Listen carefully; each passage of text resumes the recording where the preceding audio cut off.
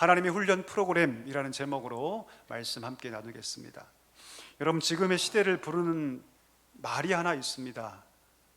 어떤 말이냐면 지금의 시대를 4차 산업혁명의 시대라고 얘기합니다. 들어보셨습니까?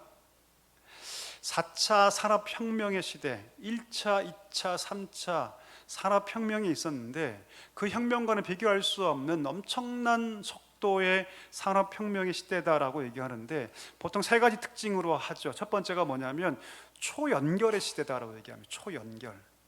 과거에는 사람과 사람만 연결됐죠. 근데 이제는 사람과 사물이 연결되고 사람과 사물과 데이터가 아주 긴밀하게 연결되는 시대가 바로 4차 산업혁명의 시대입니다. 예를 들어 볼까요? 과거에 이 핸드폰, 이 시계는 여러분 그냥 저한테 시간만 알려줬습니다. 그렇죠? 그 이상 기능이 없었죠. 근데 지금의 시계는요, 세상에 제가 잠을 자면요 제 수면 패턴도 알려주고요, 잠을 적게 자면 왜 잠을 적게 자냐고 막 뭐라고 하기도 하고요, 제가 막 달리기를 하면요, 그 속도, 방향 이런 다 알려줍니다. 제 심박도 다 체크를 해주고 문자도 보여주고 카톡도 보여주고 전화 통화도 가능합니다. 심지어 초연결의 시대를 우리가 살고 있죠. 뿐만 아니라 초지능의 시대라고 합니다. 초지능이 뭡니까? AI를 필두로 하는 인간의 지능을 뛰어넘는 분석과 사고가 가능한 시대가 이 4차 산업혁명의 시대라고 할 수 있습니다. 마지막 융합의 시대라고 얘기하죠. 융합이 뭡니까? 과학의 영역이 특정한 영역으로 분리된 것이 아니라 그 모든 것들이 융합돼서 발전한다. 독립적으로 존재하는 것이 아니라 그 모든 광학의 영역들이 서로 융합되어서 발전하는 시대를 살고 있다고 얘기합니다. 자, 그런데 이 속도가 가히 우리가 가늠할 수 없는 속도라고 얘기합니다. 그래서 4차 산업혁명의 시대를 가속의 시대다. 가속의 시대다. 그냥 빠른 것이 아니라 가속해서 우리가 인지할 수 없을 정도로 빠른 속도로 달리고 있다는 뜻입니다. 여러분, 우리는 지금 가속의 시대를 살고 있습니다. 그런데 속도가 너무 빠르니까 우리 신앙도 되게 조급해지는 것 같습니다. 어떠십니까? 세상이 너무 빠른데 이상하게도 종교의 걸음은, 아니 하나님의 걸음은 너무나도 느린 게 아닌가라고 생각하는 분들이 있다는 것이죠. 근데 여러분, 신앙이란 뭡니까? 신앙이란 내 걸음으로 걷는 게 아니라 신앙이란 무엇입니까? 하나님의 보폭을 맞추어 걷는 겁니다. 아멘이십니까? 신앙은 바로 그거예요, 여러분. 세상이 아무리 빠르게 흘러가고 내 걸음이 아무리 빨라도 신앙은 무엇입니까? 하나님의 보폭에 맞추어 가는 것. 그것이 바로 신앙이라고 믿습니다. 오늘 본문은 바로 그 얘기를 하고 있는 것이죠. 우리가 함께 나눴지만 사울이 다메섹 도상에서 빛 가운데 그리스도를 만납니다. 한 번도 보지 못한 거룩한 빛이죠. 그 속에서 우리 예수님이 사울을 부르시죠. 사울아, 네가 나를 왜 핍박하느냐. 그때 그 음성 앞에 사울이 완전하게 꼬꾸라집니다. 정복되죠. 과거에는 교회를 핍박했던 사람이 예수의 사람으로 바뀝니다. 그가 이제 다메섹에서 눈의 모든 비늘이 다 벗겨지고 다메섹에서 예수를 증거하기 시작하죠. 예수를 핍박하기 위해서, 예수를 믿는 자들을 잡아서 감옥에 가두기 위해서 온 자가 눈의 모든 비늘이 다 벗겨지고 오히려 그 다메섹에서 예수가 그리스도다, 그렇게 너희가 찾던 메시아다라고 선포하기 시작합니다. 오늘 본문 22절에 보니까 사울이 더 힘을 얻었다고 얘기하죠. 무엇 때문에 더 힘을 얻었을까요? 나같이 예수를 박해하던 자를 하나님께서 불러 세우셔서 이렇게 복음을 증거하게 하셨다는 사실이 감격이 된 거죠. 그 감격 속에서 너희가 그렇게 찾고 구하고 바라는 그가 바로 메시아다, 예수 그리스도가 메시아다라고 선포하기 시작합니다. 유대인들이 이 모습 보면서 당혹해하죠. 우리가 잘 아는 말로 멘붕에 빠집니다. 멘붕에 빠져요. 자, 그 사건이 다 지난 다음에 오늘 본문 23절에 보니까 우리 한번 볼까요? 성경 보면 23절에 어떤 표현으로 시작합니까? 여러 날이 지나매 라고 나와 있죠. 여러분, 이 여러 날은 얼마 만의 시간을 의미하는 것일까요? 다메섹에서 며칠을 더 머물면서 복음을 증언한 그 시간을 의미할까요? 그렇지 않습니다. 성경 해석가들은, 주석가들은 이 여러 날을 여러분 3년이라고 얘기합니다. 한번 읽어볼까요? 갈라디아서 1장 17절 말씀 띄워주시고요, 같이 한번 읽겠습니다. 시작. 또 나보다 먼저 사도된 자들을 만나려고 예루살렘으로 가지 아니하고 아라비아로 갔다가 다시 다메섹으로 돌아왔노라. 무슨 말이냐면 다메섹 도상에서 사울이 빛 가운데 그리스도를 만나요. 그리고 눈에 비늘이 덮여서 아무것도 보지 못한 상태로 끌려 들어가죠. 그리고 거기서 아나니아를 통해서 그 눈의 비늘이 다 벗겨집니다. 그렇게 다메섹에서 복음을 전하다가 예루살렘으로 간 것이 아니라 어디로 갔다?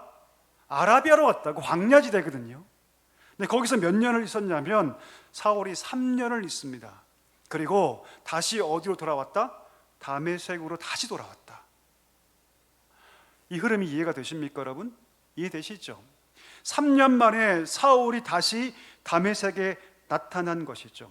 그리고 더 힘있게 중무장되어서, 영적으로 중무장되어서 더 힘있게 예수가 그리스도다, 메시아다, 하나님의 아들이다 선포하기 시작합니다.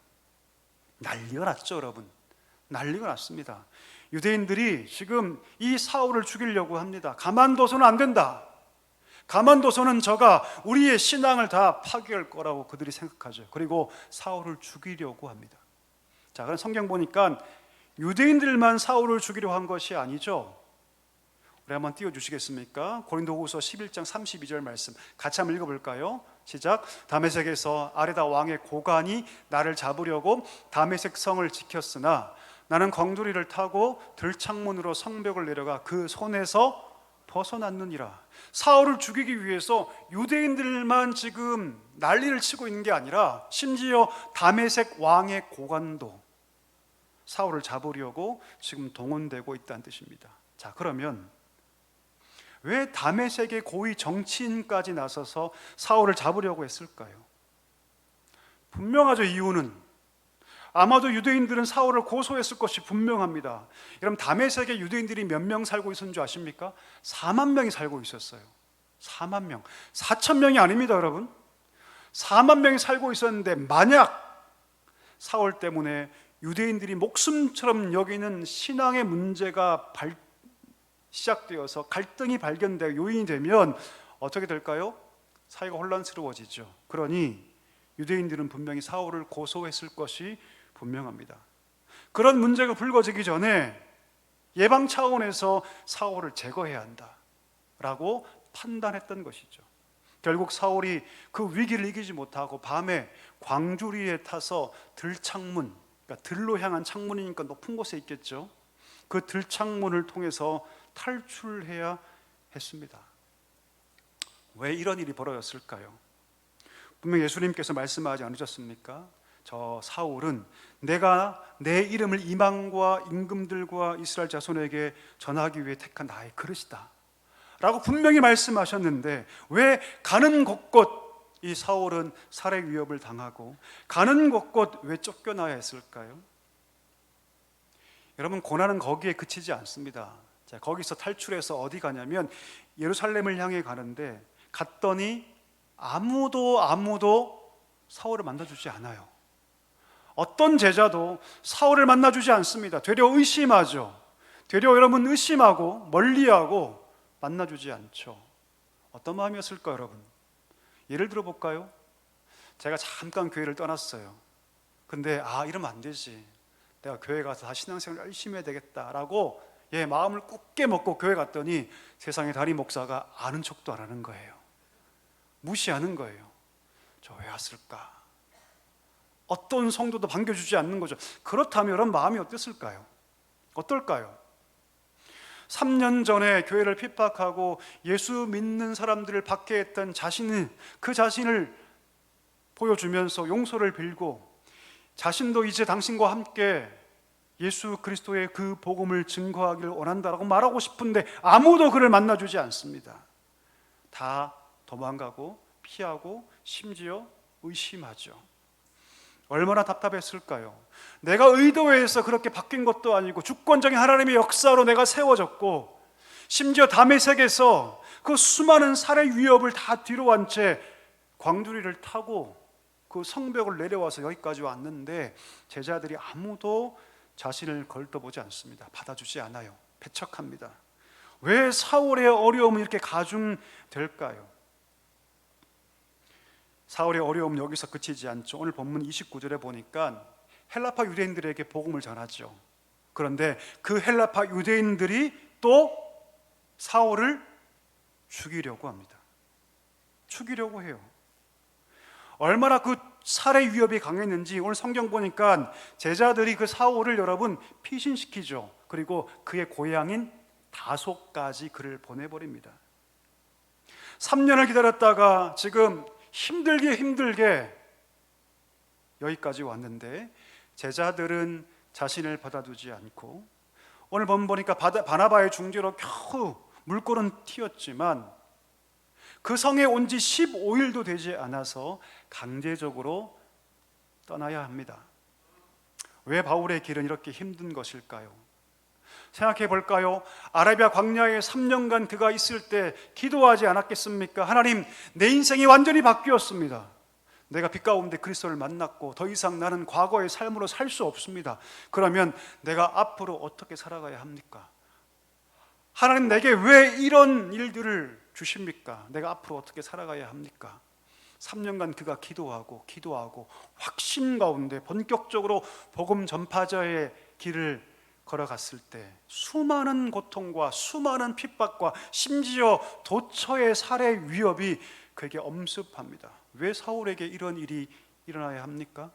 심지어 믿음의 동지들, 제자들도 그를 멀리하고 배척하고 의심합니다.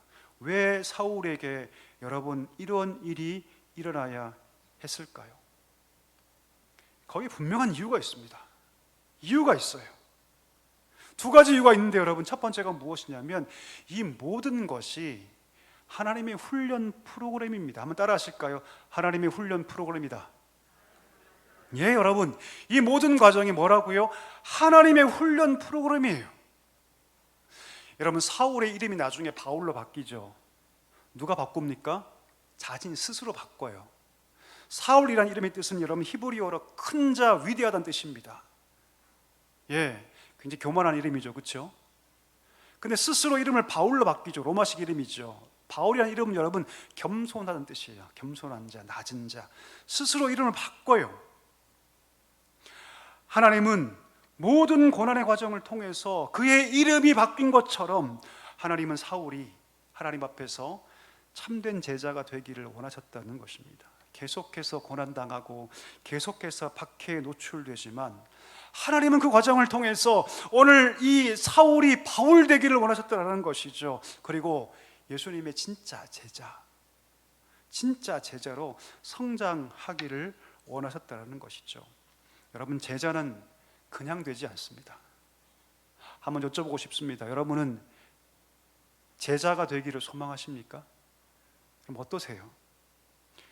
주님 우리에게 제자가 되라고 말씀하시는데 나를 따라오라, 이것은 제자의 부르심이거든요. 나를 따라오라, 이건 제자의 부르심이에요. 여러분, 적당히 거리를 두고 저기 멀리 있어라 말씀하지 않으세요. 나를 따라오라 말씀하시는데 나를 따라오라는 것은 제자를 향한 부르심입니다. 그런데 제자는 그냥 되지 않습니다. 여러분, 반드시 훈련의 과정이 필요한데 그 훈련의 과정의 가장 정점에 뭐가 있냐면 핍박과 고난이 있어요. 핍박과 고난. 핍박을 통해서, 고난을 통해서 비로소 뭐가 되냐면 제자가 됩니다. 만약 하나님의 부르심의 목적이 그냥 내 평생 살면서 적당히 신앙생활하고 그냥 주일날 와서 예배드리고 적당히 신앙생활하고 나 혼자 예수 믿고 그냥 그렇게 인생을 사는 것이 목적이라면 제자로 부르실 필요가 없죠. 훈련이 필요가 없습니다. 여러분, 자녀를 키울 때 우리 자녀가 그냥 잘 생존만 하면 좋겠다, 배만 고르지 않았으면 좋겠고, 적당한 집에서 평생 그렇게 그냥 생존만 잘했으면 좋겠다. 그러면 그 아이 교육이 필요합니까? 훈련이 필요합니까? 필요 없어요. 사실요. 적당한 돈만 있으면 됩니다. 그런데 부모님들이 생각하지 않죠.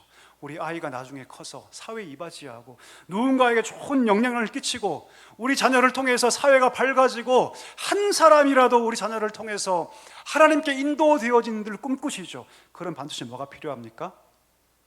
훈련이 필요해요. 반드시 필요합니다. 훈련이 없이는 제자가 되지 않습니다. 하나님께서 우리를 구원하신 목적이 그와 같습니다. 하나님이 우리를 구원하셔서 하나님 백성 삼으신 것이 그냥 나만 예수 잘 믿고 그냥 적당히 거리를 두고 신앙생활하는 것에 있다면 훈련이 필요 없죠. 그러나 하나님이 우리를 부르신 것은 나를 따라오라고 말씀하시는 이유는 우리가 성숙한 제자가 되어서 이 땅 가운데 주님의 나라를 세워갈 제자로 우리를 부르셨다는 것이죠. 그 과정 가운데 때로 내 욕망을 죽이고 때로 손해보고 때로 나를 희생해서 이 땅 가운데 주의 제자로 세우실 때 비로소 그 제자를 통해서 세상은 밝아지고요, 그 제자를 통해서 이 땅 가운데 복음의 영향력은 실제가 됩니다. 실제가 되죠. 하나님은 오늘 사울에게 그래서 일부러 고난을 주신 것입니다. 여러분 인생 가운데 고난이 있으십니까? 예, 그 고난이 축복일 수 있습니다. 우리 인생 가운데 아무런 문제가 없습니까? 내가 과거의 삶을 돌아봐도 내가 지금까지 살 별로 어려움이 없었다. 그것은 여러분 어떻게 보면 하나님이 그의 삶 가운데 훈련 프로그램을 시작도 안 하신 거예요.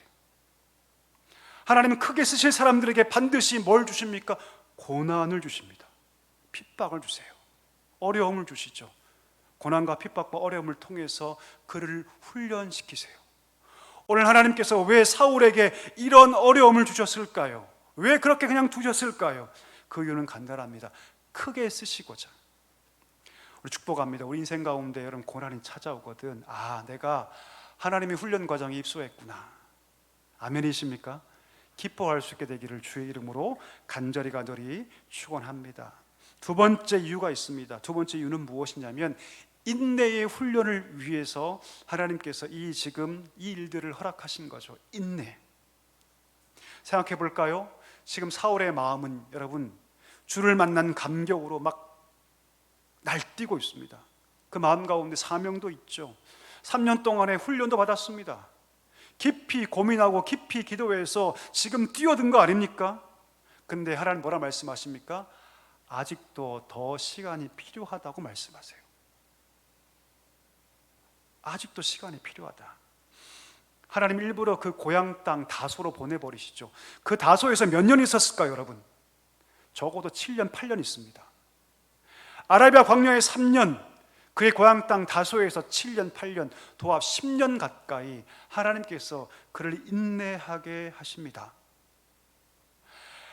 갈라디아 1장 보면 바나바가 이 사울을 호출하거든요. 나와 함께 주의 사역 감당하자. 그때까지 거의 10년이라는 시간을 철저하게 사울은 무명의 시절을 보내야 했습니다.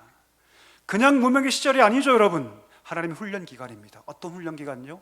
내 열심과 내 생각과 내 방향과 내 계획을 다 뒤로 한 채 철저하게 하나님 바라보고 하나님을 의지하고 주의 뒤를 따라가는 훈련. 이 시간이 사울에게 있어서 10년이란 시간이었습니다. 얼마 전에 음마 아파트 재건축 계획안이 최종 통과된 거 들으셨죠? 저희 어머니가 연락이 왔습니다. 아들아, 너희 교회도 바로 시작하는 거니? 제가 그랬어요. 아닙니다, 어머니. 보니까 최고 층수가 49층이라고 합니다. 초고층 아파트라고 하죠. 초고층 아파트는 일반 아파트보다 훨씬 더 건축 기간이 길다고 얘기하죠. 대략 4년 정도, 건설 기간만, 건축 기간만 보통 한 4년 걸린다고 합니다. 대략적으로. 그런데 보통 그 4년 기간 가운데 기초공사만 얼마인 줄 아십니까? 1년 반을 잡습니다. 1년 반. 큰 건물일수록 지으려 할 때 기초를 잘 잡아야 합니다. 기초를 잡지 않으면 아무리 큰 건물을 세우고 싶어도 세울 수가 없기 때문입니다. 기초를 깊게 파고 그 기초를 다지는 시간이 길죠. 하나님의 사람도 마찬가지입니다. 하나님께서 귀하게 쓰려고 하는 사람일수록 하나님은 인내하게 하십니다. 모세를 볼까요? 40년의 왕궁에서 왕자로서 삶을 살죠. 미디안 광야에서 40년 동안 목자로 살아갑니다.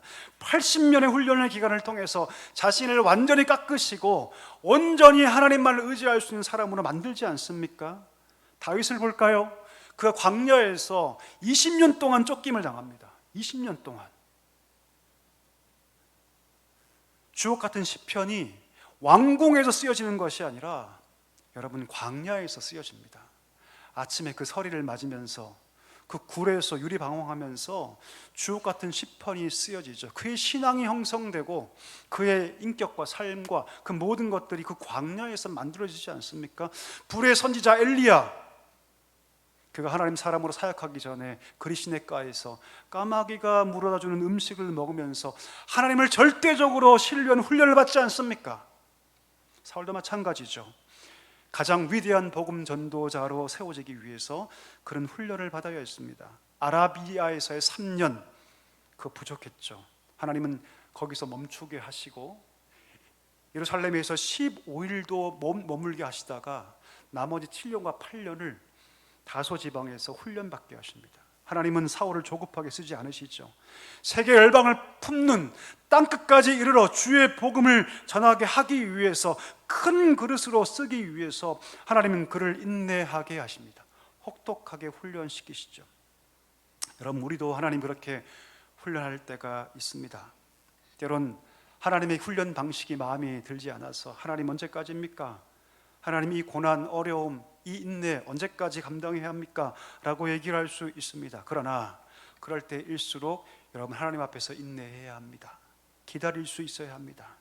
우리의 모든 조급함을 다 내려놓고 하나님의 때를 기다리며 하나님의 보폭에 맞출 수 있어야 한다는 것이죠.